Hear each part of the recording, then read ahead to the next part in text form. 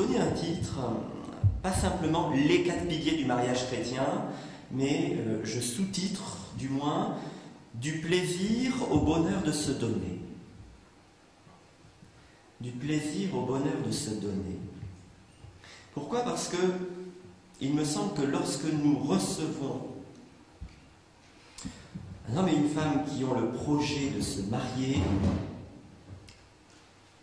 nous avons devant nous 2 personnes qui s'engagent dans un moment de plaisir, qui ne mesurent pas en tout cas, et c'est normal, tout ce que la vie dans le mariage va leur réserver. Vous êtes mariés et vous savez ce que je sous-entends par là. Et par conséquent, je me suis dit, ce plaisir avec le temps, ce n'est pas qu'il va forcément disparaître, mais il va se transformer. Et il va se transformer dans une dimension de don qui doit cependant avoir comme soubassement une forme de bonheur. Et il me semble que lorsque nous accueillons des couples qui ont le projet de se marier, ou bien des couples déjà mariés mais qui acceptent volontiers de continuer ce cheminement dans les premiers mois, les premières années de leur mariage, il me semble qu'il est important de leur donner à comprendre que ce don de soi et de chacun envers l'autre qui est appelé à se déployer n'est pas appelé par ailleurs à laisser de côté une dimension de bonheur, mais qu'il va falloir approfondir ce que signifie le bonheur dans le mariage, avec tout ce que cela peut comporter.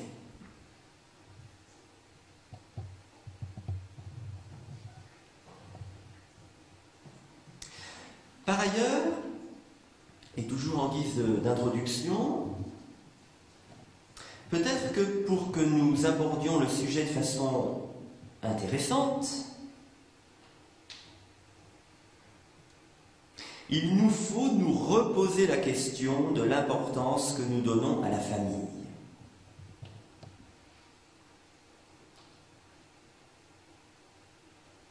Pourquoi? Parce qu'en tant que chrétiens,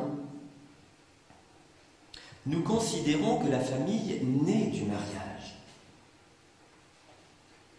Ou pour le dire d'une autre manière, que le mariage est l'acte fondateur de la famille.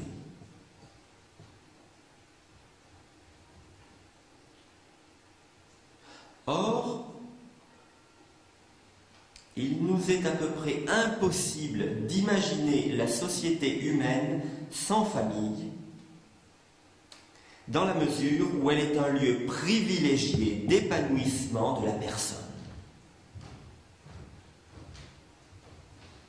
Un lieu dont les uns et les autres, nous faisons l'expérience d'une manière ou d'une autre, soit à travers la famille que nous avons fondée, soit à travers la famille dont nous sommes issus.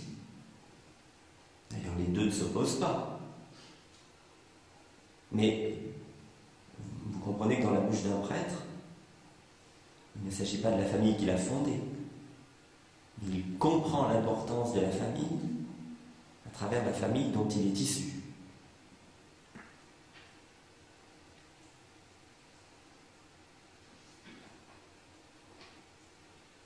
Lieu privilégié d'épanouissement parce qu'au tout début de notre existence, la famille est un cocon d'amour.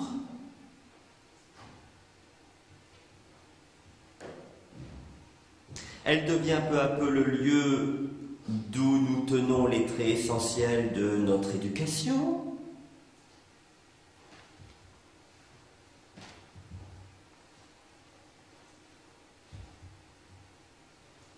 Elle est le premier lieu d'apprentissage de la vie en société aussi.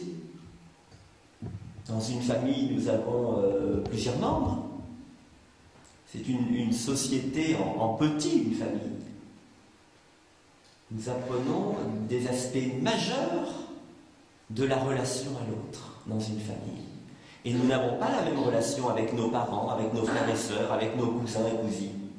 Et déjà là, il y a des traits fondamentaux de la vie en société qui peuvent se mettre en place. Et du coup, c'est de cela dont il nous faut constamment reprendre conscience, de sorte que jaillisse du fond de nous une exclamation du genre « Mon Dieu, c'est vrai, comme c'est important une famille !» Il n'est qu'à voir en sens inverse, comme il est douloureux pour les membres d'une famille d'en vivre le délitement. Que de tensions, que de relations blessées, qui ont bien souvent du mal à guérir malgré les efforts des uns et des autres.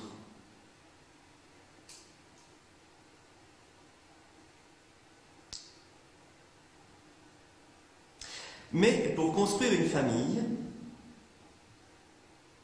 il est bon de prendre les meilleurs moyens dont nous disposions.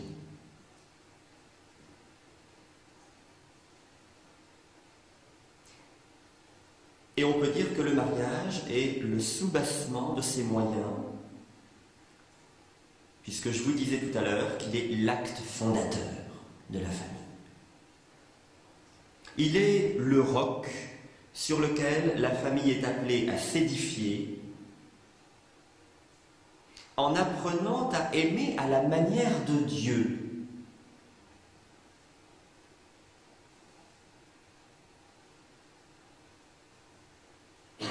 Vous allez me dire, qu'est-ce donc qu'apprendre à aimer à la manière de Dieu? Eh bien, c'est très précisément aimer dans la liberté, la fidélité, l'indissolubilité et la fécondité. À travers ces 4 piliers que nous reconnaissons comme piliers fondateurs du mariage chrétien, se déploie une façon d'aimer à la manière de Dieu.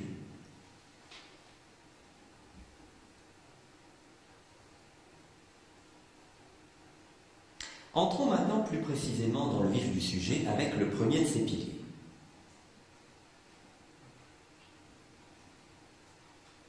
La liberté. Une question est posée au couple le jour de leur mariage. Vous allez vous engager l'un envers l'autre.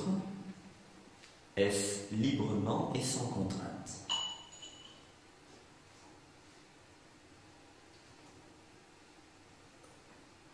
La liberté dans le cadre du mariage chrétien signifie en fait plusieurs choses. Alors bien sûr, la question posée le jour du mariage permet de vérifier que chacun des conjoints a bien choisi l'autre, d'un choix personnel. Certes, nous ne sommes plus au temps où la famille, vous choisissez votre conjoint, mais cela n'exclut pas qu'il puisse exister des entraves à la liberté, à travers des pressions que nous ne mesurons pas toujours.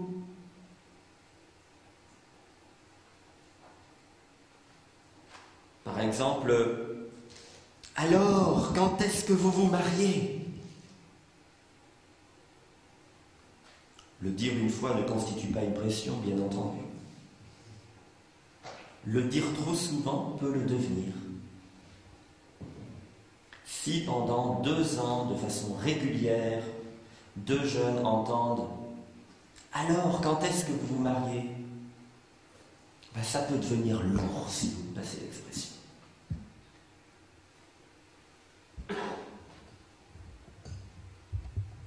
Certains diront peut-être, mais alors, il ne faut pas les encourager à se marier? Bah si, bien sûr. Mais attention, précisément, la pression ne constitue pas un encouragement dans la mesure où elle porte atteinte à l'un des piliers. Un encouragement au mariage ne peut en aucune façon porter atteinte à l'un des piliers du mariage.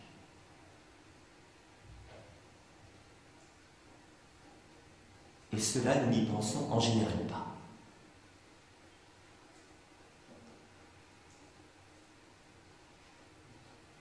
S'il y a attente, c'est peut-être qu'il y a incertitude sur le choix.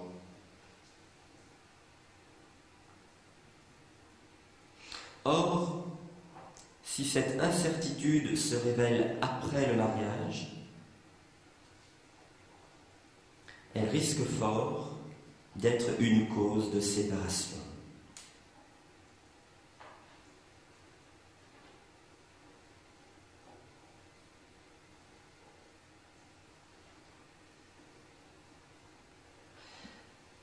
La liberté, c'est aussi choisir de s'engager.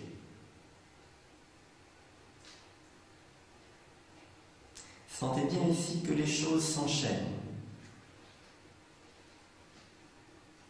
Parce que lorsque il y a incertitude sur le choix précisément, lorsque l'un des deux membres n'arrive pas à faire un choix, c'est qu'en réalité, il n'arrive pas non plus à trouver les moyens de choisir de s'engager. Lorsque j'accueille un jeune homme et une jeune femme qui demandent à se marier à l'église, et que nous abordons ce premier pilier, je ne manque jamais de leur poser la question, pour vous, qu'est-ce que la liberté? Comme en général c'est le premier pilier que nous abordons et que je pose la question très vite, la plupart du temps, ils me répondent « Ouh, ça commence fort ».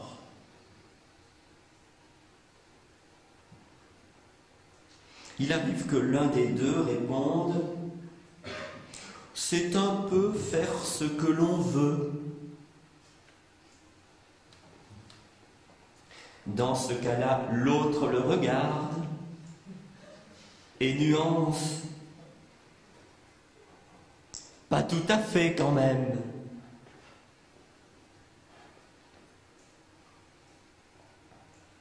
Je ne manque pas alors de réagir en leur disant « c'est faire ce que l'on veut avec des limites ». Là, ils sont plutôt d'accord. Mais à ce moment-là, je me permets toujours de retourner la chose en leur posant la question « Et si je vous disais, la liberté, ce n'est pas faire ce que l'on veut, mais vouloir ce que l'on fait ».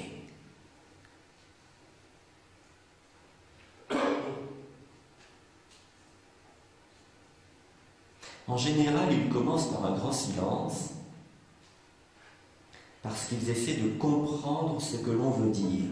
Ce n'est pas si évident de faire ce passage entre une liberté qui ne serait pas faire ce que l'on veut, mais en inversant les deux verbes, vouloir ce que l'on fait.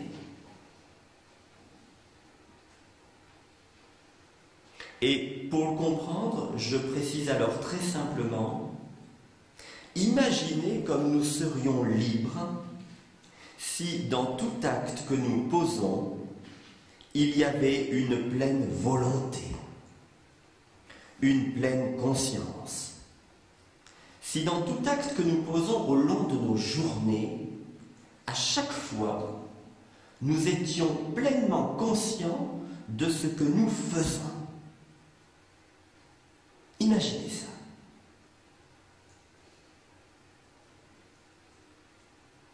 Bien sûr, cela ne nous est certainement pas possible constamment. Cela dit, cette pleine adhésion consciente, volontaire, est indispensable pour des actes essentiels de notre vie.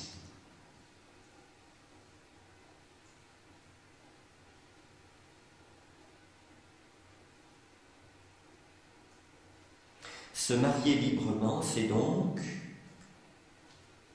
prendre conscience que l'on veut ce que l'on fait. Que l'on y adhère aussi pleinement que nos capacités humaines et personnelles nous le permettent.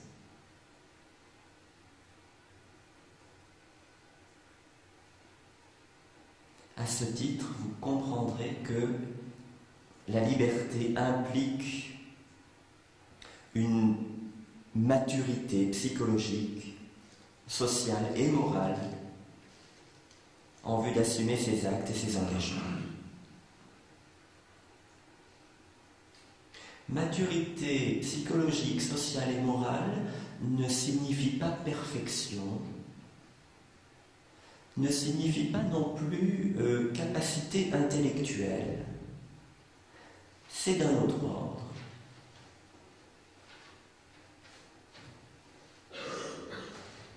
Il m'est même arrivé d'accueillir des couples que j'ai mariés, porteurs d'un handicap sur un plan moral,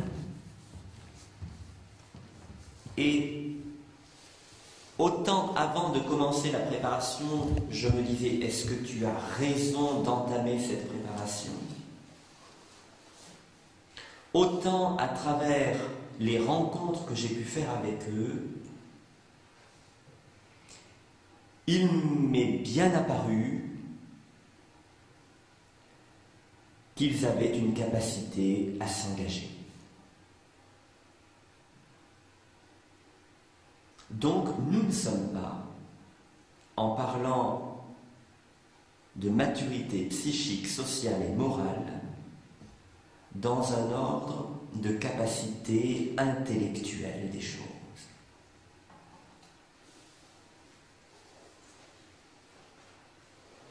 Même si elle peut parfois aider, mais ce n'est pas de l'ordre de l'évidence.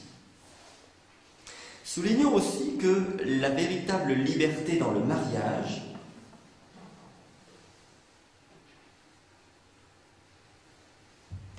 est un équilibre qui relève d'une conquête.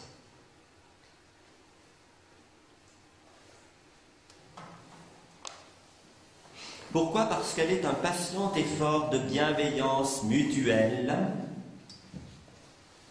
et d'attention sur soi-même, afin que chacun trouve un épanouissement sans que l'autre en soit pénalisé. Effort de bienveillance mutuelle, c'est-à-dire le regard que je porte sur le bonheur de l'autre. Attention sur soi-même, j'y reviendrai, vous allez le voir. J'entends par là la question que nous devons nous poser lorsque nous sommes mariés de temps à autre. Qu'est-ce que je fais vivre à mon conjoint?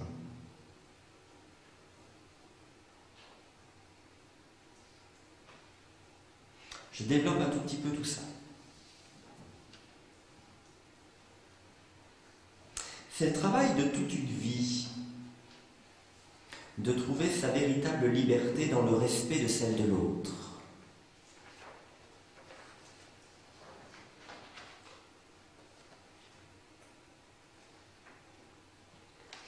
Avec les couples, on peut, à ce niveau-là d'une rencontre, aborder, par exemple, la question de la jalousie dans le couple.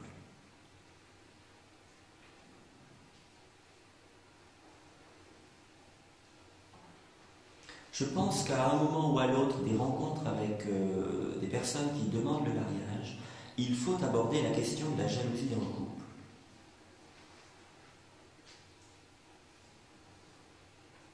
Je donne un exemple.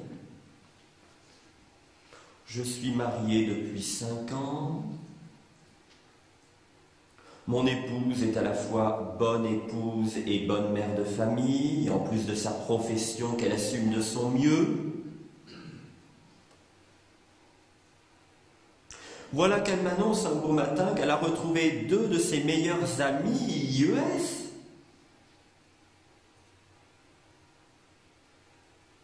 Et qu'elles ont prévu un petit dîner ensemble. Ça n'était jamais arrivé depuis notre mariage. Réaction vive de mon côté. Je n'accepte pas qu'elle passe cette soirée avec ses amis. Volontairement, je grossis un peu le trait.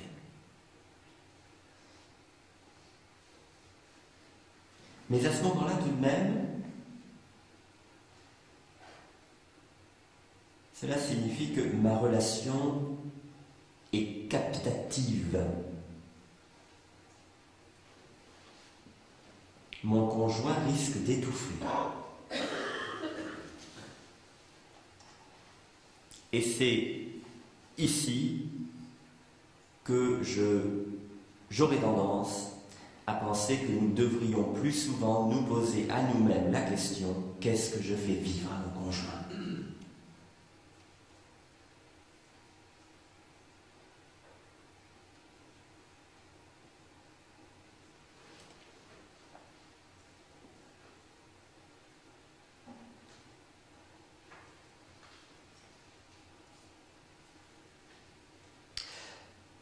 Mais on peut aussi vérifier si notre sens de la liberté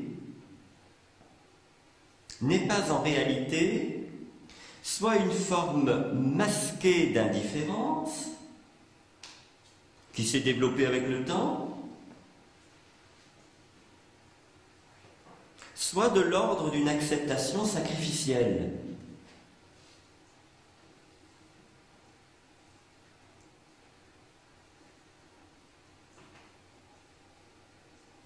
Mon épouse, plus ou moins consciemment, s'absente 4 soirées par semaine. Bon, pour une raison très saine, hein, parce qu'elle fait partie d'une équipe sportive. Cela ne lui pose aucune question. Je garde les enfants, tout va bien. Mais peut-être quand même que, là encore, il serait bon qu'elle se dise de temps en temps: qu'est-ce que je fais vivre à mon mari ?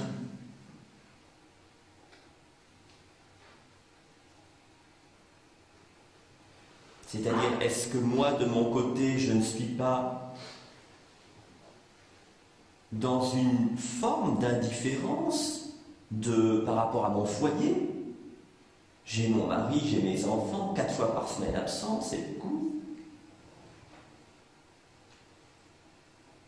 Et le mari de son côté, d'ailleurs, si ça ne lui fait rien, peut-être devrait-il se demander si lui-même n'est pas dans une forme d'acceptation un peu sacrificielle, c'est-à-dire, bah, c'est comme ça, j'encaisse. Est-ce une situation favorable pour envisager le bonheur dans la durée?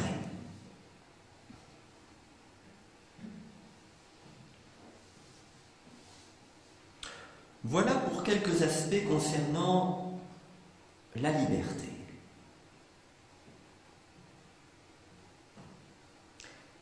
Passons à un deuxième pilier, la fidélité.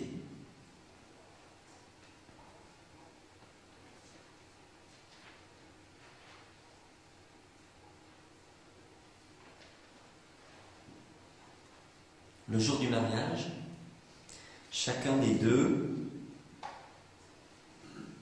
peut prendre la parole et s'adressant à l'autre, je te reçois et je me donne à toi pour t'aimer fidèlement dans le bonheur et dans les épreuves. Si la liberté consiste à choisir un conjoint, elle engage à la fidélité qui, au fond, manifeste l'affermissement de ce choix et renonce à tous les autres possibles. La fidélité est un affermissement du choix.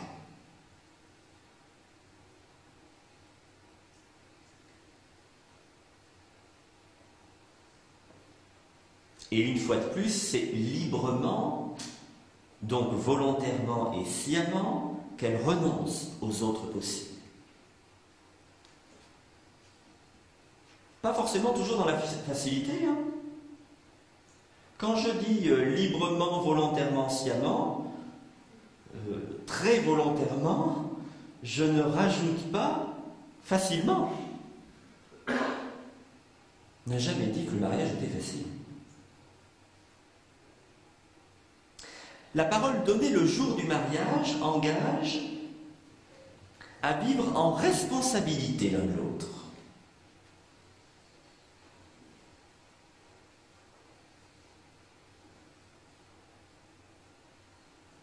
Vous sentez combien nous pouvons faire comprendre petit à petit aux personnes que nous accompagnons vers le mariage que celui-ci nous décentre de nous-mêmes pour nous tourner vers le bien de l'autre.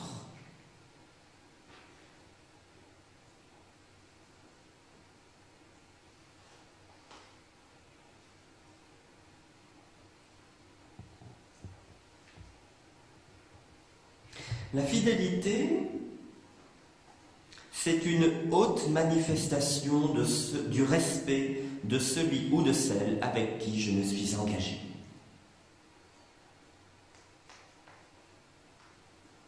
Une haute manifestation du respect de celui ou de celle avec qui je me suis engagé. Pour se déployer au mieux,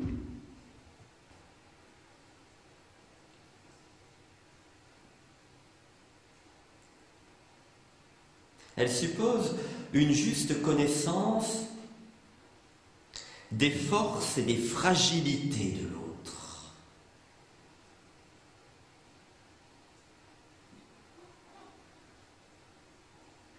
J'aime assez personnellement demander à chacun des deux de me donner un point fort et une limite de leur futur conjoint.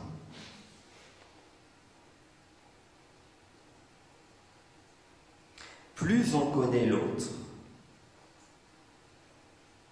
plus on peut l'aimer tel qu'il est et non selon l'image que je me fais de lui ou d'elle.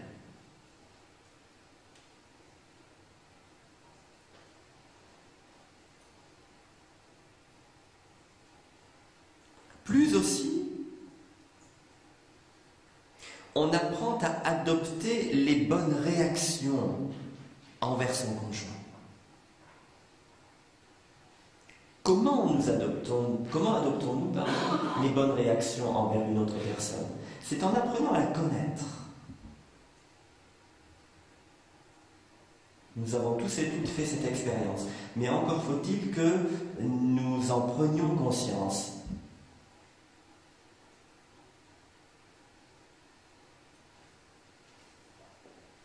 Cela dit, attention, je vais nuancer moi-même ce que je suis en train de dire. Nous n'avons jamais fini de découvrir la personne avec laquelle nous partageons notre quotidien. Même, je pense, au bout de 50 ou 60 ans de mariage.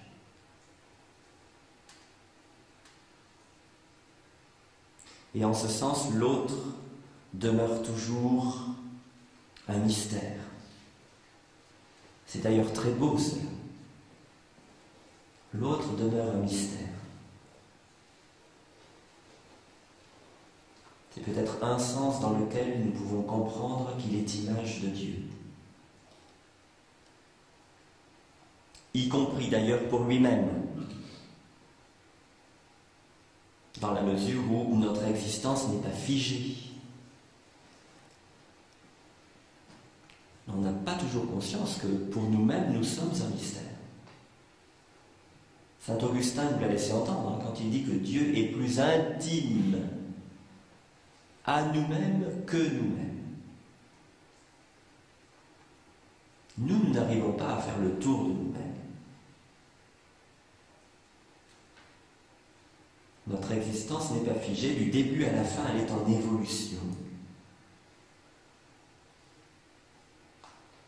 De façon un peu plus concrète, bien tenez par exemple, je ne maîtrise pas absolument aujourd'hui quelles seront mes conceptions, mes positions dans 30 ans. Et ce qui est vrai pour moi est vrai pour chacun et chacune d'entre nous. Parce qu'il y aura une foule d'événements extérieurs qui seront intervenus d'ici là, et parce que nous-mêmes, nous changeons, y compris d'ailleurs physiquement. Vous savez, il arrive parfois, je fais une petite parenthèse ici, mais il arrive parfois que sur un plan physique, quand une personne a 20 ans, on dira « qu'est-ce qu'elle ressemble à sa maman ?» même quand c'est un garçon. Et 40 ans plus tard, on dira « qu'est-ce qui ressemble à son père ?» Eh bien, je pense que dans notre intériorité, il y a des choses assez comparables. Nous évoluons, nous changeons, et nous ne savons pas nous-mêmes vers quoi nous changeons.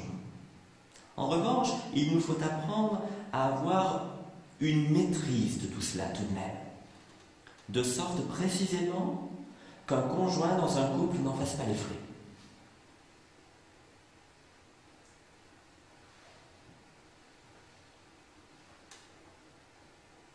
La connaissance de l'autre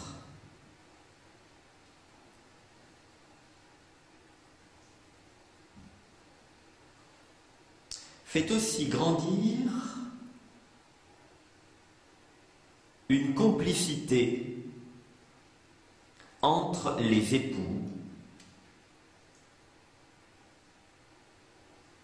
qui est liée à la fois au dialogue des corps et des cœurs.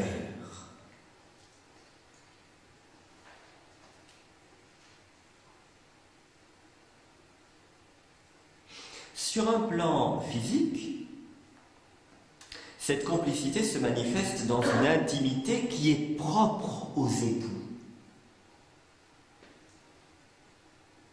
C'est important quand on aborde le cadre de la fidélité, de se rappeler qu'il y a une intimité qui est propre aux époux et qui ne doit pas sortir de ce cadre-là.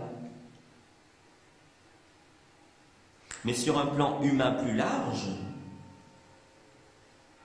la complicité se nourrit aussi d'un dialogue confiant, d'une bienveillance, qui permettent à chacun de proposer ses projets, de partager ses inquiétudes, d'oser dire ses aspirations. Vous sentez du coup ici combien il y a des passerelles entre un pilier et un autre. Même si en bon cartésien que nous sommes, nous aimons bien parler d'une chose, des choses les unes après les autres, et c'est ce que je fais ce matin, j'aborde les piliers les uns après les autres, mais en même temps, ce que je suis en train de dire ici, vous sentez combien cela touche aussi la liberté, hein. Quand je dis un dialogue confiant qui permet de partager ses inquiétudes, d'oser dire ses aspirations, ça veut dire qu'on va s'épanouir de façon libre dans la relation à l'autre.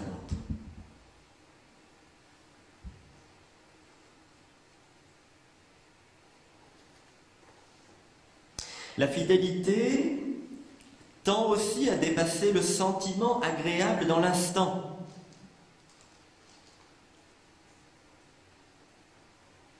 Quand deux jeunes viennent nous voir, jeunes ou moins jeunes,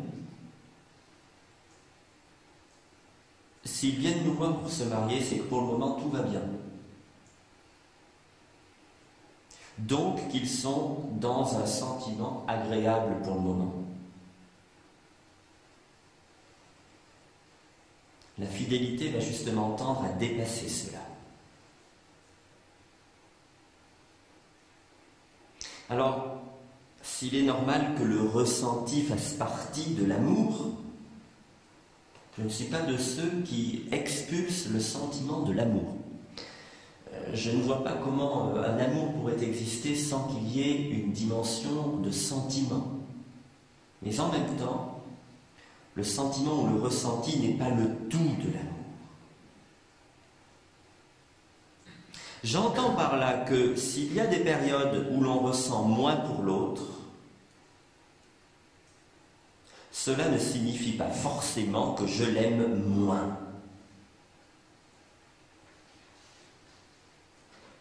Je pourrais même peut-être lui manifester un amour plus profond dans le souci que j'aurai de son bonheur. Parce qu'après tout, quand je me fie au sentiment, je me fie à moi-même seulement. Je ne me suis pas encore suffisamment décentré de moi-même quand je me fie au sentiment. Donc le meilleur moyen dans ce cas-là,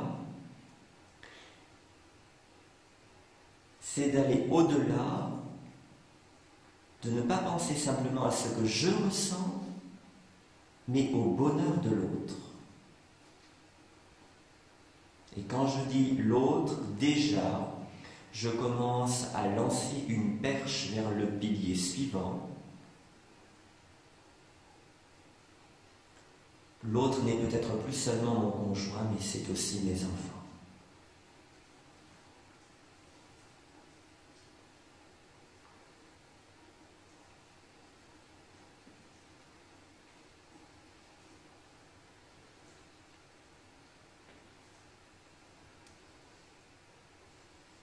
Cela nous rappelle que l'amour lui-même est sujet à des évolutions dans ses manifestations. Tout à l'heure, je vous ai dit, nous sommes sujets à des évolutions. Mais l'amour lui-même est sujet à des évolutions dans ses manifestations. Là où il peut, lorsque deux jeunes s'engagent, se manifester surtout dans un ordre sentimental, il va pouvoir se déployer dans le cadre de la fidélité vers quelque chose de plus profond, qui ne sera plus seulement de l'ordre du ressenti.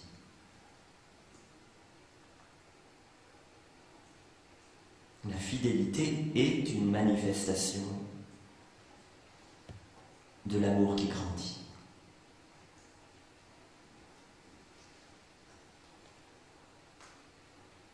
Ces évolutions peuvent même nous faire passer par des temps de crise, d'usure, de mésentente, de désert. Ah oui, ça arrive dans un couple. Ça arrive dans toute forme d'amour en fait. Du coup, d'une certaine manière, je peux presque parler d'expérience. Parce que dans cette relation d'un amour très particulier qu'un prêtre porte envers le Seigneur, il peut y avoir des crises d'usure, de désert, de mésentente peut-être un peu moins. En tout cas, elles se manifestent autrement.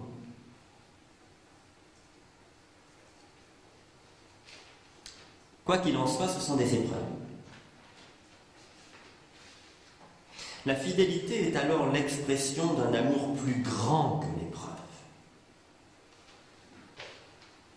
Ou si vous préférez, pour le dire autrement, de façon un peu plus poétique, mais non moins vraie, c'est aussi en traversant les crises qu'un couple creuse le sillon de la fidélité.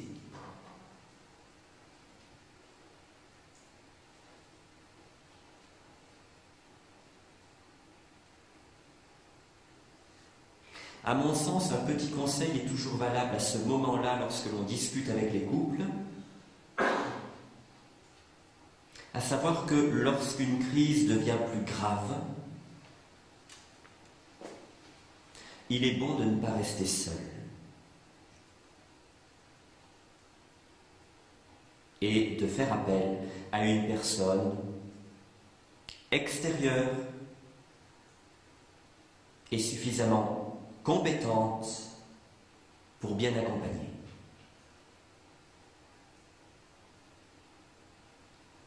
Je dis une personne extérieure parce qu'en y réfléchissant ces jours-ci, ces dernières semaines, je me disais, est-ce que dans ce cas-là, on peut faire appel à un ami de la famille, par exemple, un ami du couple? Ça me semble délicat, parce qu'on va le mettre dans une position qui va le mettre dans une relation inadéquate avec chacun des deux membres du couple. Donc, il me semble préférable de faire appel à une personne un peu plus lointaine, d'autant qu'à ce moment-là, on peut aussi davantage choisir la personne selon les compétences qu'elle aura pour accompagner.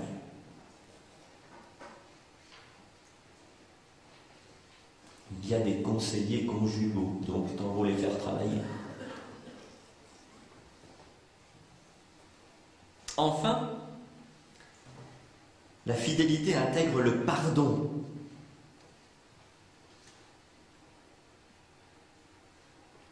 Pas seulement le pardon à donner de la part de celui qui est offensé. On voit souvent les choses de ce côté-là. Il faut demander pardon. Mais le pardon, il a deux dimensions. Il est aussi le pardon à demander de la part de celui qui est appelé à reconnaître sa faute.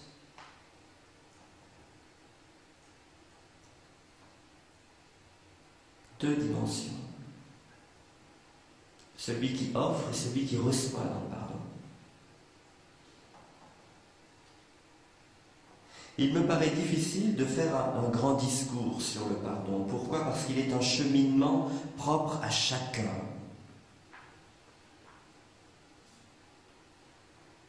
Qui demande de pouvoir dire sa souffrance, de pouvoir retrouver la confiance,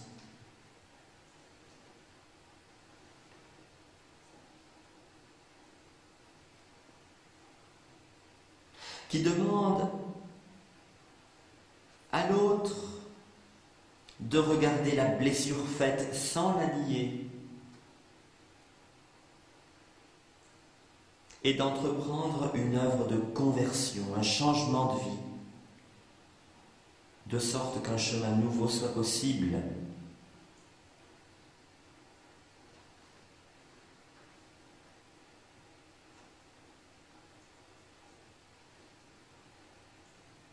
Je rajouterai peut-être simplement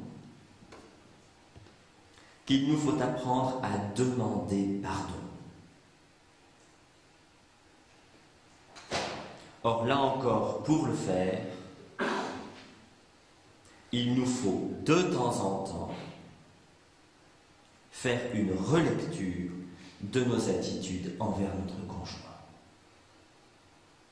Je crois très important, et vous l'avez senti déjà depuis le début de cette intervention, très important que nous nous posions régulièrement cette question, non pas comme un carcan, mais comme une relecture bienfaisante. Y a-t-il une question ou d'incompréhension ou de mésentente par rapport à ce que j'aurais pu vous dire? J'ai très bien compris ce que vous voulez dire, maturité morale, maturité dont vous avez parlé, et avoir fait par rapport au foot dont vous parlez, de la compagnie, j'arrive pas bien à ça. Maturité morale et maturité psychologique, c'est quand même proche. On mettra peut-être plutôt derrière le côté de maturité psychologique le développement qui se fait avec l'âge, du passage de l'enfance à l'adolescence à l'âge adulte, et derrière le terme de maturité morale, je mettrais plutôt cette dimension de discernement entre les domaines, les différents domaines de la vie adulte.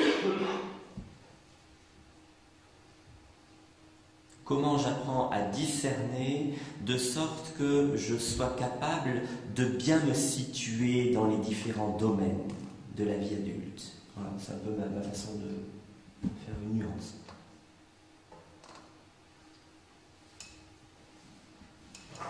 Je suis en train de préparer un mariage et dans la question qu'est-ce que je fais vivre à mon conjoint, il y a eu un blocage total, à savoir que la fille a craqué, elle s'est mise à pleurer, le gars n'a plus parlé, sachant que ça fait 14 ans qu'ils vivent ensemble, ils ont 2 enfants, ils ont décidé de se marier. J'allais dire comment débloquer une situation comme ça, parce que disons que personnellement j'ai agi de la façon, des questionnaires, je leur ai mis en face, vous vous mettrez un en face de l'autre, en tête à tête, tout seul, et puis on verra la prochaine fois, si vous le désirez, sinon on passe à autre chose. Mais j'allais dire, il y a quand même quelque chose ici qu'il faut débloquer. Et bon. Bon alors, la première chose, c'est que dans une préparation, tout ne dépend pas de nous, hein, heureusement. Donc je crois que parfois quand on est devant une situation où on sent un blocage qui peut être profond, c'est certainement, on peut essayer de mettre dans leurs mains tel ou tel moyen, mais c'est quand même aux 2 personnes qui s'engagent de prendre ces moyens.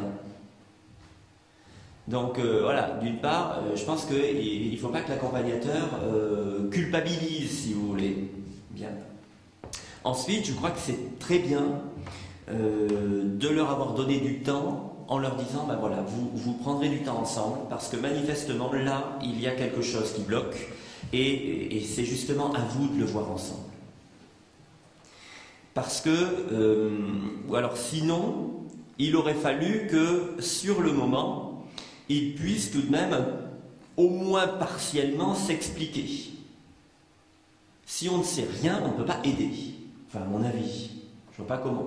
Ou alors on pourrait leur faire un espèce de tableau des différents cas et leur dire voilà, peut-être que vous vous reconnaissez là. Enfin là, après, on entre dans un... Donc, il faut qu'ils puissent déjà en parler entre eux. Peut-être que la prochaine fois, par contre, ils vont oser dire quelque chose. Et que là, en tant qu'accompagnateur, on peut poser quelques petites paroles qui peuvent aider. Mais tant qu'on est complètement dans le brouillard parce qu'ils n'ont rien dit et qu'on ne sait rien, il est très difficile d'aider, à mon avis. En l'occurrence, la fille a commencé à parler et elle a vu que de l'autre côté, c'est pas d'accord. Oui, mais je pense qu'il est sage de les avoir renvoyés en leur disant « parlez-en ensemble ». Il est bon, en tout cas, à mon avis, la prochaine fois, de vérifier qu'ils en ont parlé. Parce que les engager dans le mariage, s'il y a un tel blocage avant, me semble embêtant. Hein? Il est toujours difficile aussi de refuser un mariage, c'est très difficile. Mais lorsque l'on voit des cas où manifestement il y a quelque chose qui bloque très profondément, me semble quand même nécessaire de faire au mieux pour essayer de voir ce qui ne va pas. Voilà. Je ne sais pas si chez les autres vous auriez d'autres idées meilleures que les miennes, hein, parce que j'ai pas le tout des idées, hein, loin s'en faut. Vous avez dit tout à l'heure, les conseillers conjugaux, peut-être, d'ailleurs parler à quelqu'un. Alors voilà, s'ils ont aussi, oui, pourquoi pas, quelqu'un de confiance. Pour le moment, ils ne sont pas mariés. Mais quelqu'un de confiance qui peut, à ce jour, voilà, peut-être les...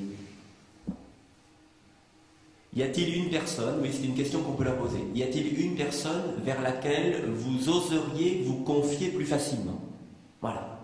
Puisque là, pour le moment, lui, manifestement, il n'a pas envie. Mais peut-être qu'il y a quelqu'un vers qui il irait plus facilement. Après tout, nous, ils ne nous connaissent pas forcément très bien, donc ils n'osent pas toujours. Parfois, c'est un avantage de n'être pas connu, mais ça dépend des gens. Il y en a qui préfèrent être dans un milieu connu pour parler. En tout cas, ce qui me semble, c'est que quand tu leur disais de les renvoyer, tu leur envoyais essayer d'en parler ensemble, dans ce que tu dis, ce que je vois, c'est que cette dame, elle a essayé de parler, puis elle s'est pas sentie autorisée visiblement à aller plus loin avec la présence du futur conjoint. Du coup, sans doute c'est bien de vérifier avec eux s'ils ont pu en parler, mais ça sera sans doute difficile, puisque visiblement, devant son conjoint, elle a pas pu parce que toi, elle se sentait invitée par ce que tu posais. Du coup, moi, il me semble que c'est des personnes qui ont besoin d'un tiers, que ce soit toi ou quelqu'un d'autre. Mais c'est vrai que sans doute, tu as permis de commencer à s'exprimer quand même un lieu de souffrance qui a besoin d'être mis au jour, sinon ça risque de survenir. Oui, parce que ça peut être une foule de choses dans ce cas-là. Hein. Ça peut être s'ils sont ensemble depuis 14 ans, comme j'imagine qu'en 14 ans, ils ont des enfants. Voilà, donc ils ont déjà eu des relations. Alors s'agit-il d'une infidélité? Moi je l'ai déjà vu ça avec un jeune couple. Ils n'étaient pas ensemble depuis très longtemps pourtant. Bon, mais je crois qu'ils sont mariés déjà depuis un bon nombre d'années et les choses ont l'air d'aller bien. Mais ils ont pu en parler, ils en ont parlé en revanche très facilement. Quand on se connaît, j'ai baptisé les deux enfants. Ouais, eh oui. C'est à la suite de ça qu'ils m'ont demandé de marier. Peut-être une question de violence aussi. Hein. Donc il faut c'est quand même à eux essentiellement d'en parler. Peut-être que quand ils seront que tous les deux, quand ils nous seront tous les deux, ils oseront dire. C'est pas impossible. Voire même dire, quand même, il faut qu'on lui en parle. On ne sait pas. Bon. D'autres questions? Encore une minute? Non? Il nous en reste 2 autres. Parce que pour le moment, notre table n'a que 2 pieds. Une table sur 2 pieds, ça ne tient pas. La fécondité.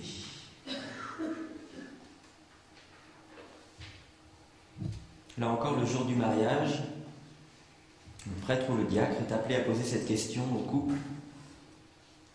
Êtes-vous prêt à accueillir les enfants que Dieu vous donne et à les éduquer selon l'évangile du Christ et dans la foi de l'Église?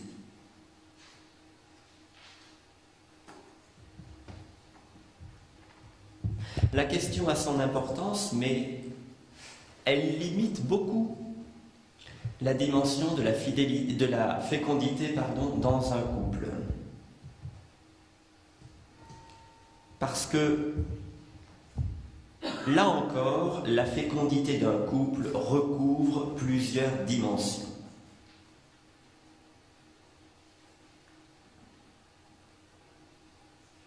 Le couple est donneur de vie, d'apport en lui-même. Ou si vous préférez, le premier enfant du couple, c'est le couple lui-même. On l'a déjà entendu dire, probablement, mais il faut se le rappeler. Il faut se le rappeler parce que tout au long de son existence, le couple a à en prendre conscience. Dès le premier jour de leur mariage, 2 personnes qui se sont engagées ensemble devraient pouvoir se dire « Nous venons de mettre au monde notre couple ».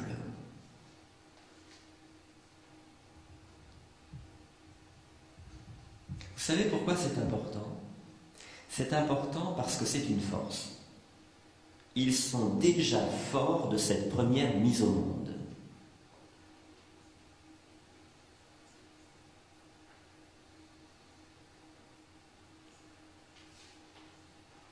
Du coup, ce sera une force aussi si l'enfant attendu ne vient pas, ou en tout cas pas tout de suite. C'est détendant de se dire que une première mise au monde a déjà été faite avec le couple.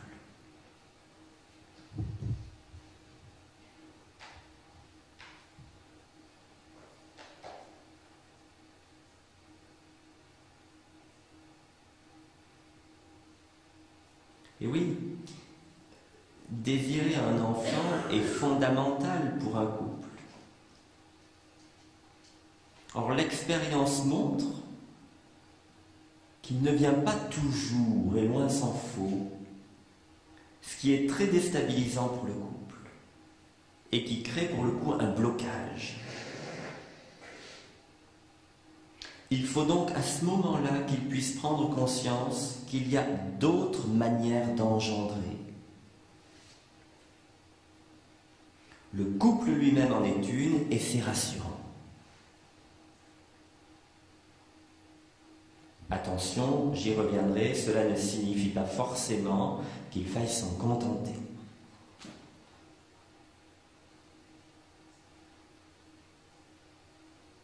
Enfin, se souvenir que le couple est donneur de vie en lui-même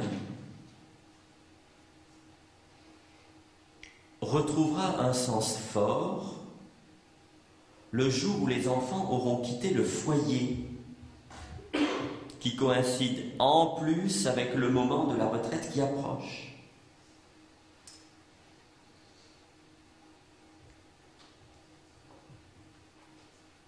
C'est une période qui n'est pas toujours évidente pour un couple, parce qu'il doit se recadrer, il doit retrouver un équilibre qui ira de pair avec de nouvelles formes de fécondité.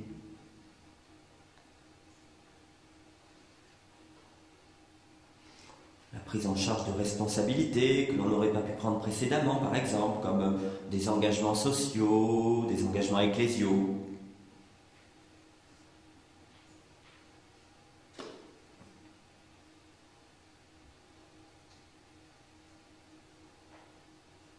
Cela dit, lorsque nous parlons de la fécondité d'un couple, nous pensons, bien sûr, en priorité aux enfants à naître ou déjà nés.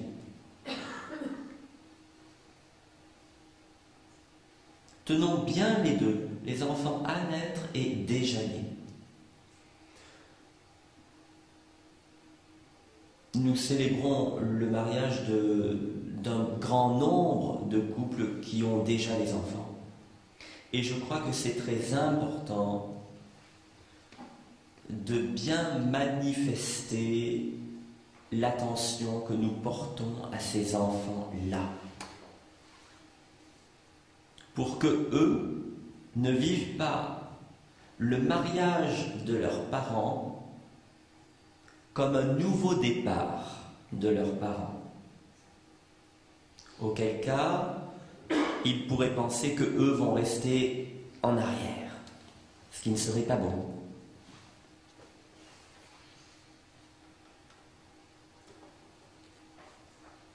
Le couple a la merveilleuse mission de donner la vie.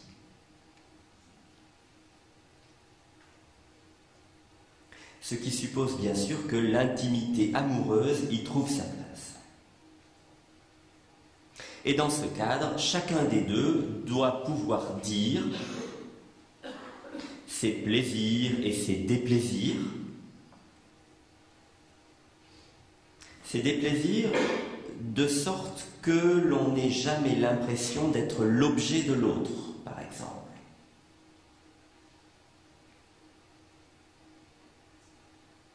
Chacun doit pouvoir dire aussi ses désirs et ses craintes.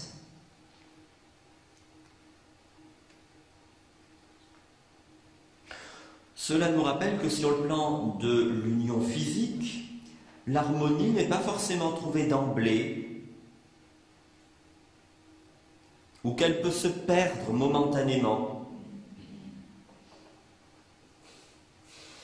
Mais elle demeure la condition idéale d'une vie conjugale épanouie. Ainsi, bien sûr, que d'une ouverture à l'enfant qui naît de la rencontre.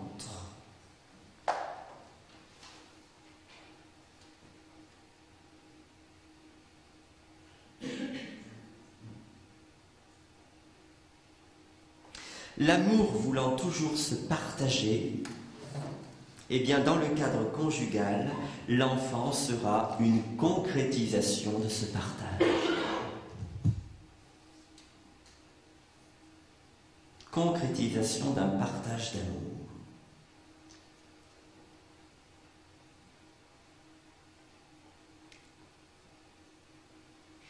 Un enfant est un cadeau de la vie.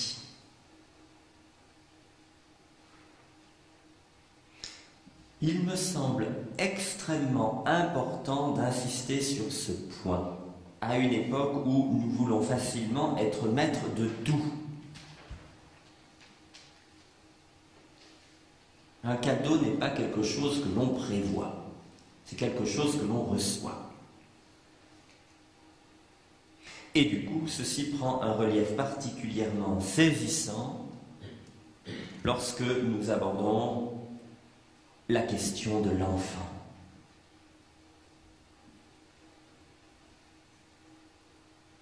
Nous avons ici quelque chose à retourner souvent avec les jeunes couples. Alors il est intéressant de demander aux futurs couples que nous accueillons s'ils ont une idée du nombre d'enfants qu'ils désireraient avoir. En fait, ils ont à peu près tous une idée.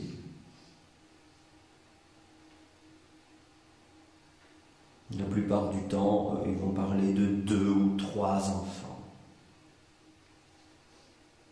Et nous pouvons tout à fait commencer par leur dire que c'est bien.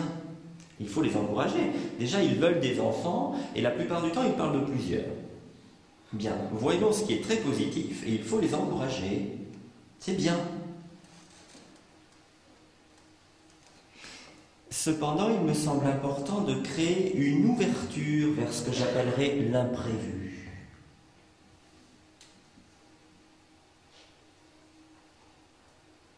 Il ne s'agit pas de donner des conseils, car enfin le couple sera le seul finalement à élever ses enfants, même si l'enfant trouvera d'autres lieux d'éducation. Mais enfin ceux qui élèvent, c'est le couple, ce sont les parents. Et donc il me semble très délicat en tant que personne extérieure de donner des conseils sur ce plan-là. Cela dit, il faut tout de même les aider à prendre conscience du fait que c'est d'une personne dont nous parlons. Je veux dire par là qu'il faut les aider à prendre conscience qu'on ne parle pas d'avoir un enfant comme on parle d'avoir une nouvelle voiture ou de construire une maison.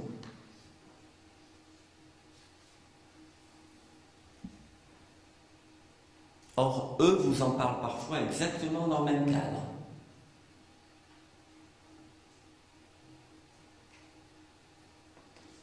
Mais un enfant n'est pas quelque chose que l'on va acquérir ou construire. C'est quelqu'un que l'on accueille.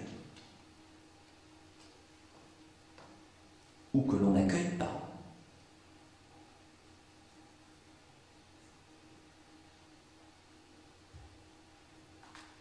Il faut tout de même qu'il puisse se poser la question des droits que l'on se donne sur la personne. Attention, sans qu'il y ait de culpabilisation. Il faut être extrêmement prudent ici. D'autant qu'aujourd'hui, quand nous avons des personnes qui nous demandent le mariage après être restés 10 ou 15 ans ensemble, nous ne connaissons pas ce vécu passé, nous ne savons pas ce qu'ils ont déjà vécu ensemble. Donc, grande prudence, mais en même temps, discernement. Grande prudence aussi parce qu'il ne s'agit pas d'interférer dans leur liberté, mais de donner une autre dimension à la question.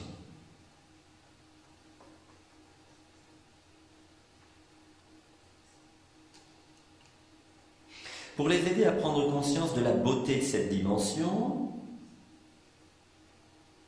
nous pouvons les faire réfléchir sur le fait que tous deux vont être à l'origine d'une troisième personne qui ne sera pas 50% de l'un et 50% de l'autre. Non, ce sera une nouvelle personne que l'on ne connaît pas.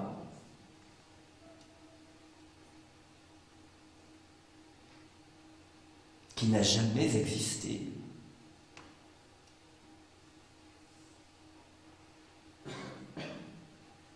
Qui certes fait renoncer pendant quelque temps à quelques nuits tranquilles,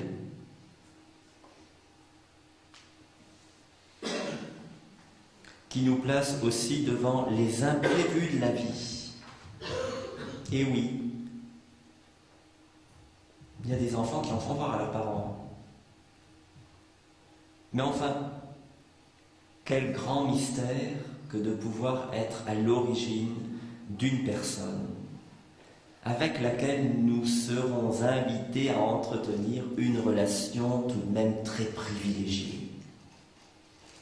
Quand on leur dit ce sera votre enfant, ce ne sera pas Madame un tel que je croise une fois dans la rue et qui m'a simplement demandé quelle heure il était. Ce sera une personne unique avec laquelle nous sommes invités à entretenir une relation très privilégiée. Quel cadeau merveilleux est ici fait au couple.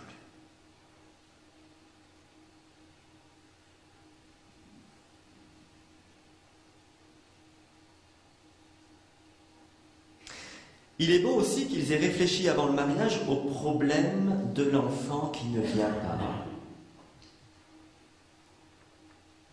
ou qui est très différent des autres.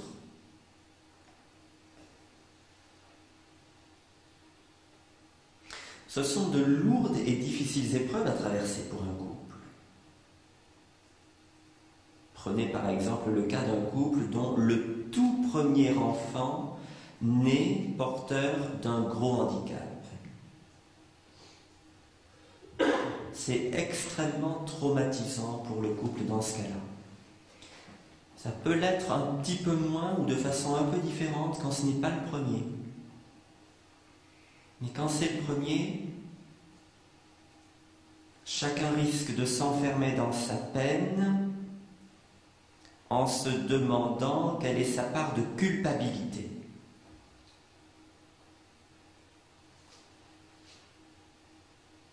Et la situation peut alors devenir très destructrice pour le couple. Peut-être connaissez-vous d'ailleurs des cas où la situation a porté à des conséquences dramatiques. Les deux seules choses que nous puissions donc faire ici, c'est d'abord d'aborder la question lorsque nous préparons. Il faut qu'il l'ait entendu une fois avant le mariage. Une fois de plus, parce qu'il faut les sortir de cet idéal dans lequel ils se trouvent avant le mariage. Ils sont dans un idéal de vie déjà à deux, et puis de vie familiale aussi. On prévoit les enfants, tel nombre, à tel moment. Ils seront forcément des enfants à peu près parfaits. Eh ben non. Eh ben non. Et il faut en parler avant. Parce que ça choque. Mais je préfère de beaucoup qu'on choque avant le mariage plutôt qu'après. Donc il faut qu'il l'ait entendu, tout simplement. Pas forcément attendre de réponse de leur part, mais on peut tout de même leur poser la question quand on leur en parle un petit peu, leur dire je ne sais pas quel effet ça a sur vous quand on en parle comme ça. Alors ils ne vont pas forcément aller très loin, et il ne s'agit pas d'ailleurs d'aller très loin parce qu'on est bien incapable de dire ce que l'on ferait quand on n'est pas en situation. Mais en même temps, se l'entendre dire et se dire effectivement, peut-être que j'aurai, qui sait, peut-être que j'aurai un jour un enfant qui ne sera pas comme les autres. Je pense que c'est important de se le dire. Donc, en parler. Et une fois de plus, rappeler que dans de telles situations, il est bon de ne pas rester seul, de sorte que l'enfant handicapé ne soit pas accueilli comme un cadeau empoisonné, mais bien lui aussi comme un don de Dieu. Et je connais quelques exemples où c'est largement le cas.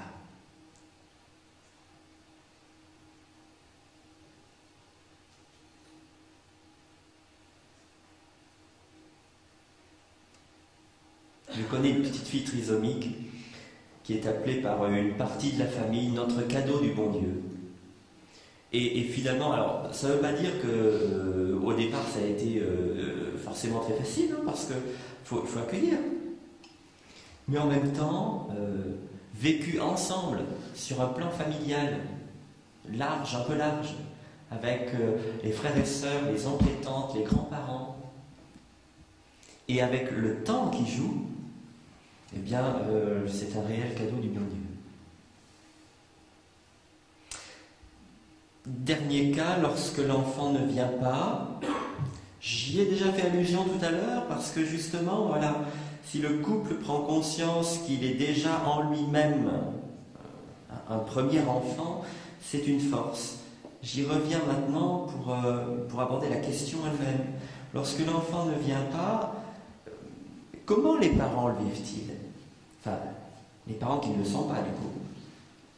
Ils le vivent souvent comme un horizon qui se ferme.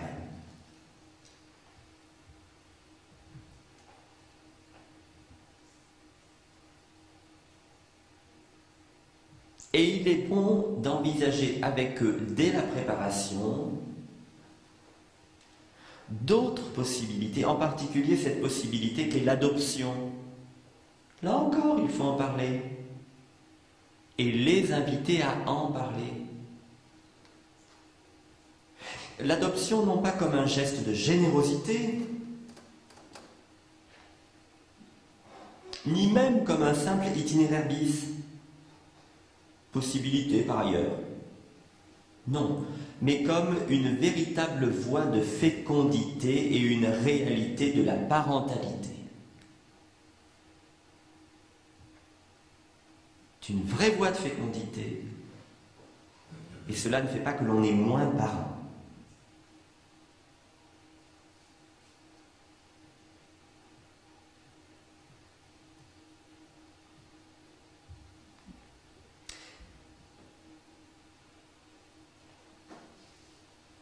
L'indissolubilité.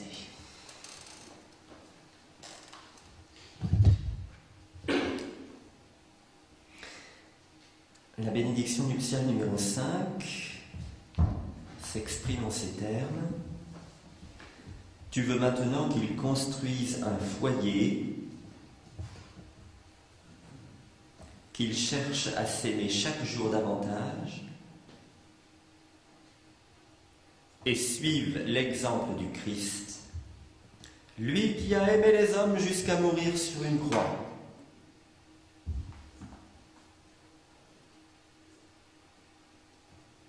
Et oui, notre cheminement est un peu décapant, c'est vrai. L'indissolubilité, c'est le pilier de la durée.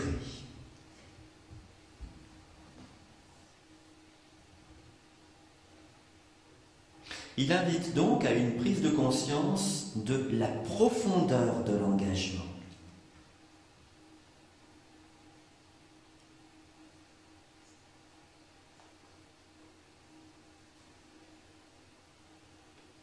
Cette prise de conscience, elle peut avoir quelque chose d'effrayant, en particulier si l'on se dit, le jour du mariage, bon sang, je suis en train d'en prendre peut-être pour 50 ou 60 ans.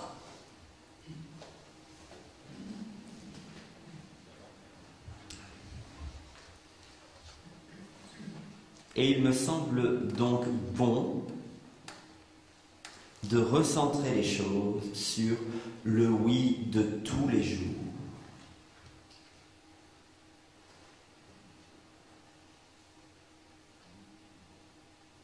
Un oui qui ne se construit pas sur du volontarisme, Des actes de volonté, certes. Les actes de volonté et le volontarisme, ce n'est pas la même chose.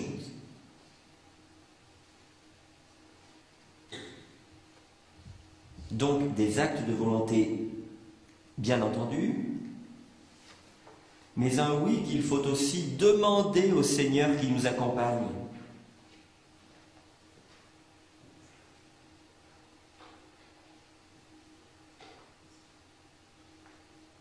On ne parle pas toujours beaucoup de Dieu dans les préparations au mariage.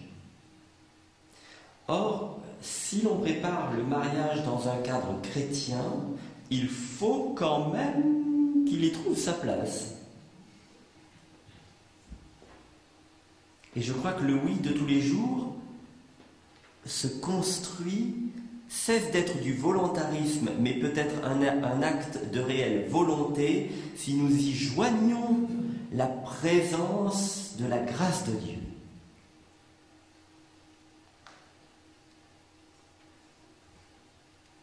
Ce oui de tous les jours, c'est aussi une autre manière de comprendre la demande du Notre Père. Donne-nous aujourd'hui notre pain de ce jour. Ce pain, dans le cadre du mariage, c'est aussi notre oui. Le couple devrait pouvoir dire le matin en se levant, donne-nous aujourd'hui notre oui de ce jour. Et s'il le dit tous les jours, ben voilà, c'est ça l'indissolubilité. Pas autre chose.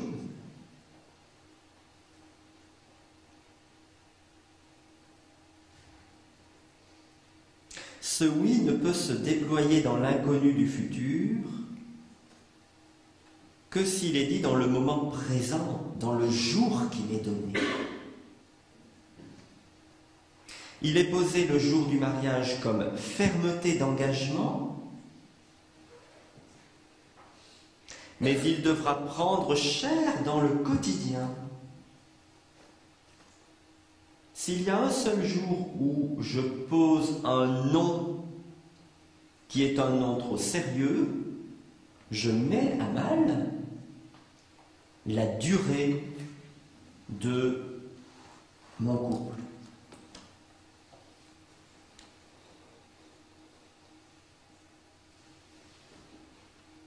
Ce oui, il a déjà été dit auparavant, pas encore avec la même force d'adhésion, mais enfin quand même. J'entends par là que le jour du mariage, ce ne sera pas la première fois que nos tourtereaux se diront oui. J'aime bien leur demander quand je les prépare, vous vous souvenez de la première fois que l'un de vous a demandé à l'autre s'il voulait se marier avec vous ?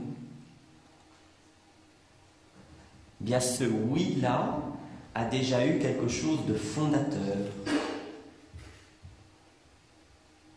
Parce que c'est à partir de lui qu'on l'a ensuite annoncé aux familles.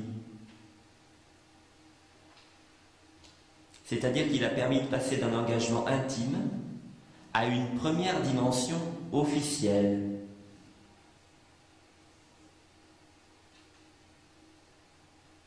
Et il est donc, à mon sens, une étape décisive pour franchir les autres étapes qui vont inscrire le couple dans la durée.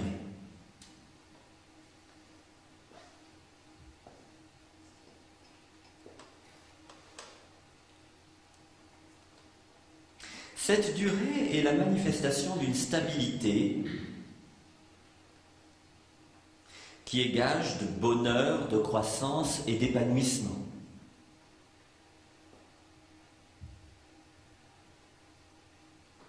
Pour le couple lui-même, d'abord.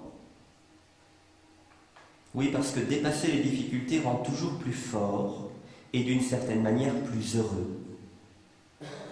Qui d'entre nous n'a pas fait cette expérience de ressentir une joie profonde lorsqu'un obstacle a été franchi? Mais attention, nous ne pouvons pas faire de cette affirmation un absolu.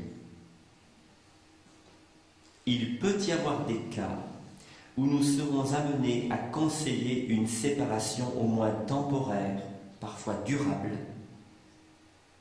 dans des cas d'extrême violence par exemple.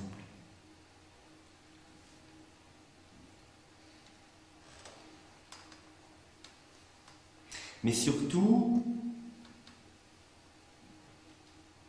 c'est une manifestation de stabilité qui est un gage de bonheur pour les enfants.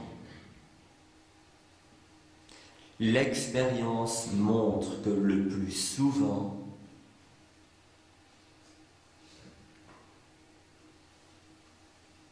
le divorce civil des parents qui engagent la séparation est un drame pour eux.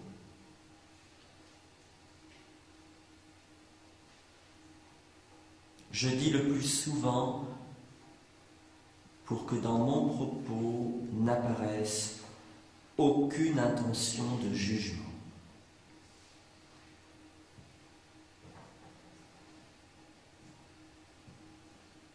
Si la tradition chrétienne donne une grande importance au mariage indissoluble,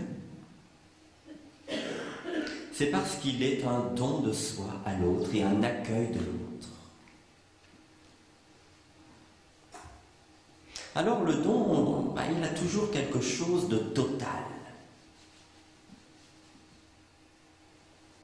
Donner, c'est sans retour. On fait d'ailleurs une nuance entre donner et prêter.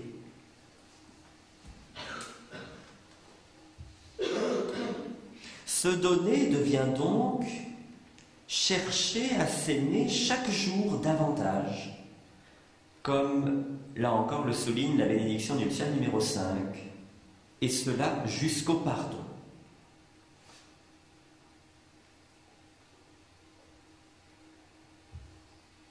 Nous comprenons donc ici que le Christ Jésus est alors à la fois l'exemple et l'appui du couple, puisqu'il a donné sa vie jusqu'au bout par amour pour nous.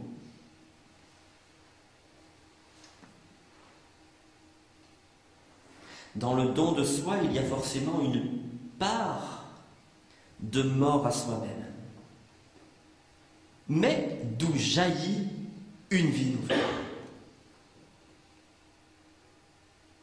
Et c'est ce qui fait que le Christ n'est pas seulement l'exemple, mais il est aussi l'appui dans la mesure où il est le ressuscité qui nous accompagne de la force de son esprit et qui, par cette force, nous renouvelle dans le quotidien.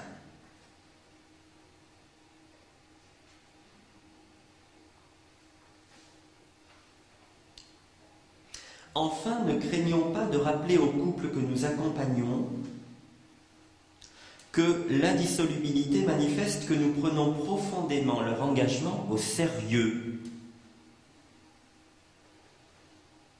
Nous ne pensons pas toujours à cette dimension-là. C'est-à-dire que nous n'envisageons pas dès le départ que ça ne va peut-être pas marcher. Non, nous croyons avec toute la force de notre foi qu'un homme et une femme peuvent se lier pour la vie, dans la simplicité du quotidien, en cultivant au jour le jour l'amour dans toutes ses expressions.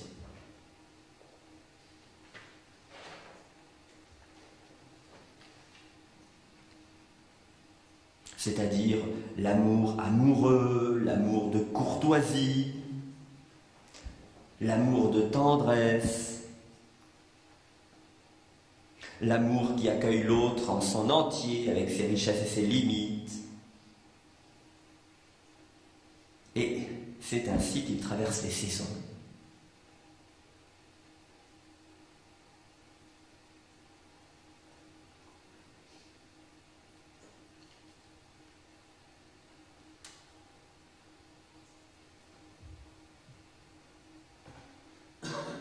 Je conclurai sur un exemple. Lorsque j'étais à Brioude, j'ai connu un couple, je ne sais pas si je l'avais donné cet exemple l'année dernière, j'ai connu un couple qui avait 70 ans de mariage. Et un jour que j'arrivais en voiture sur un passage piéton, tous deux attendaient pour traverser. Je me suis arrêté. Monsieur a pris la main de son épouse, à regarder à droite puis à gauche, et tous deux ont traversé tranquillement devant ma voiture. Eh bien, mes amis, je me suis dit, l'indissolubilité, c'est ça. Rien d'extraordinaire, que l'amour. Et j'ajoute pour les couples que j'accompagne, si vous en êtes là dans 70 ans, vous aurez bien compris ce que nous célébrons aujourd'hui.